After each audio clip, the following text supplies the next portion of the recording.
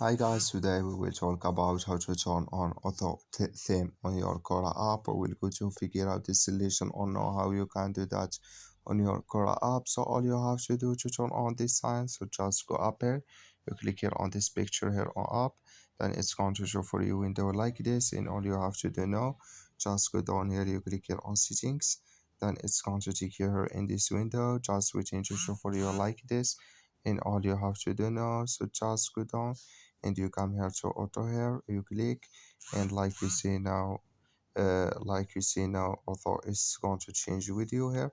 So my auto it's dark mode, so just if you click here, it's going to turn on with your auto theme on your Quora app. So I wish now you I get it. That's also just follow these ways and it's going to work with you. Thank you for your watching. Don't forget to support us by like and subscribe.